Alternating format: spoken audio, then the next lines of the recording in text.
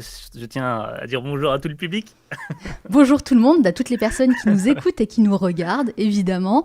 Alors, Ouais. vous allez passer un petit moment avec nous, hein, à peu près 1 heure, 50 minutes normalement, hein, un petit moment, on va dire, entre nous, où on va vraiment décortiquer un petit peu votre parcours. J'ai beaucoup de questions à vous poser, mais évidemment, on a un petit rituel dans le Manal Show. Je commence toujours avec la même question, la plus importante. Pourquoi? Pourquoi vous faites ce que vous faites aujourd'hui? Bah, écoutez Manel, là vous me prenez brûle pour point parce que vous avez fait une introduction qui, ma foi, pour moi, elle est superbe, quoi. Franchement, je suis très touché de votre introduction et pour répondre à votre question, en fait, c'est que j'ai juste le sentiment de faire ce que je dois faire.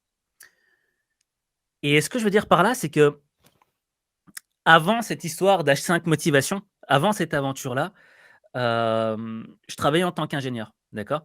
Et j'étais dans une période dans ma vie où je suivais les règles.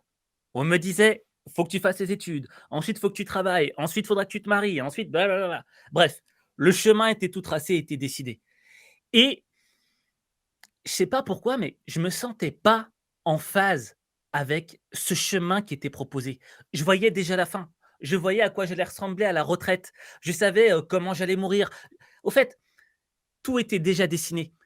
Et j'étais pas en phase avec ça et dans le fond, je me posais la question: «Mais pourquoi est-ce que je suis sur cette terre? À quoi ça sert? Quel est mon objectif ici?»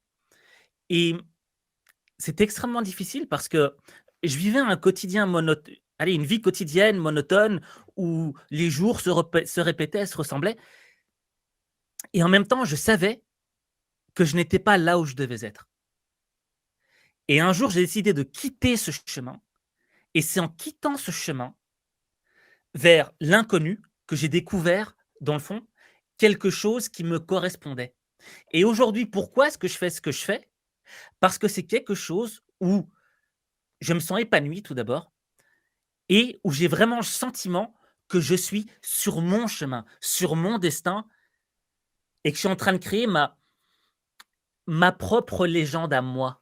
Vous voyez ce que je veux dire? Mhm, tout à fait. Et c'est ça le truc au fait, c'est que je suis en phase avec moi. Donc je crois que c'est pour ça. C'est très beau ce que vous dites et c'est super intéressant. D'ailleurs, Aziz, c'est pour ça que moi je commence tous mes entretiens avec la même question, hein. Pourquoi vous Mmh. faites ce que vous faites aujourd'hui? C'est vrai, c'est une question qu'on ne se pose pas forcément. Et pourquoi, pour moi, il est très important parce que finalement, je suis convaincue qu'on est tous, chacun à notre niveau sur cette planète, avec une mission, quelque chose qu'on doit accomplir, chacun à notre niveau.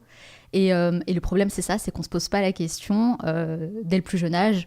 Au contraire, voilà, on suit une vie toute tracée et très souvent, on est triste et malheureux avec les choix et les décisions qu'on a prises. Donc ça, vraiment, je suis convaincue que c'est très important de se poser cette question du pourquoi. Et d'ailleurs, est-ce que vous vous êtes déjà posé cette question avant cet entretien? Est-ce que c'est quelque chose à laquelle vous avez déjà réfléchi, que vous avez déjà formulé dans votre tête? Oui, c'est une relation avec toi-même, le pourquoi. J'avais fait une vidéo sur Cristiano Ronaldo à un moment. Pourquoi est-ce que Cristiano Ronaldo, ce joueur de foot exceptionnel, est constamment, ultra motivé? Pourquoi est-ce que malgré son âge aujourd'hui, 37 ans, il a toujours cette rage, cette envie de vaincre?